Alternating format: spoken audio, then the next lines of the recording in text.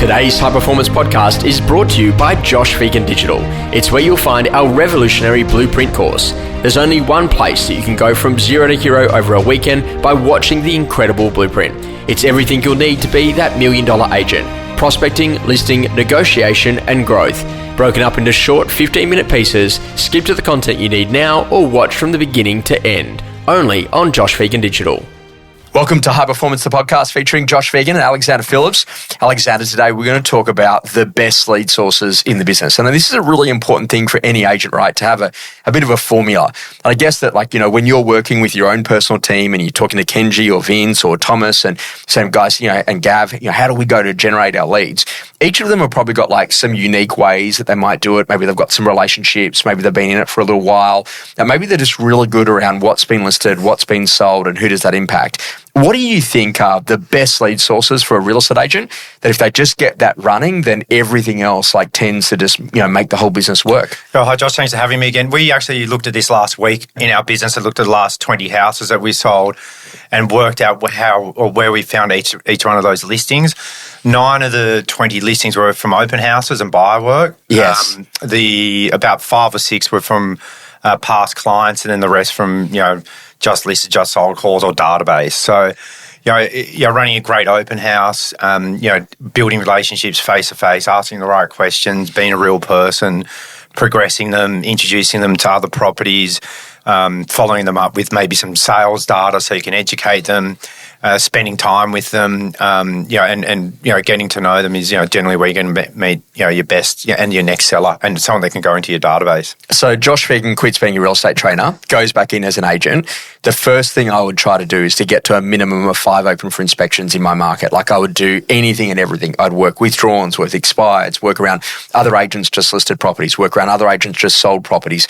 If I'm working inside of a business, I might look at some archive landlords and where they live. I'd talk to the principal maybe about some of the current landlords and where they live. And Alex, if I could get to 5 opens and if I could work more clearly with my principal on where the data and the opportunities would be, you're just meeting lots of people on a Saturday. It has to translate to a good business, right? Definitely. And so you have a look at it you've got a minimum number of open for inspections on a Saturday and you want to try to keep every single one of your agents at least 5 and maybe even 6 and possibly even 7 opens. Why is it so important? Because obviously the buyers that they meet, but surely you meet sellers and neighbours throughout those open homes. Yeah, you're meeting past clients, people that are walking past that live locally, a buyer that's got a house to sell, the next door neighbour. There's so many different opportunities there, but the main thing is actually collecting data and actually using it. So making sure you do the callback the next day, you do the 10-day callback, you do the just sold call, you do the just listed call for the next house that you list in the street. So you'd like to think that if you meet someone at one open house and they're there at the beginning of the campaign, by the time it's sold, you've probably touched them 5 or 6 times. So the rapport has been built and it's quite deep already, even before you've put them into a database and then they're a seller in 2 or 3 years' time. I saw something the other day which was quite unique for you. I don't often see it a lot, but I saw you putting a sold sticker on a property. And it was actually one of the most significant sales that have happened in Bronte under auction conditions. And the interesting thing is that it was a really big sale, but you looked really happy. And I'm sure it's not just because of the commission, but ultimately all the people that were there at that auction. And then I saw the photos and the video content of the people that were there.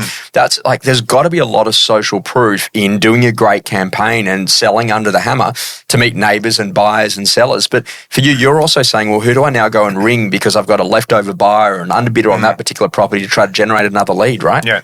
So, there was about 250 people at that auction and, it was like you said, one of the best high sale prices on the beaches. But, the amount of work that went into getting that amount of people there, and the 250 people there were all sort of neighbours. So, that we did a 1,000 letterbox drop auction invite, 5 days before. We invited everyone in the street personally, the surrounding streets, called through the list, emailed all the inquiry, inviting everyone to the auction.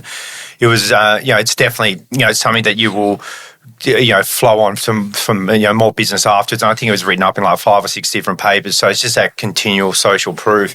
And even at the auction, one of the bidders I got to know really well, I said, why don't you just kickstart it at 21? And he did. He just went straight away 21. It's so having that conversation and the rapport that I built, ensure that the auction started quick and moved quickly and sold, for a good price. Yeah, the thing I love though is that, like, whether or not it's a big sale price or a small sale price, the actual plan is the same.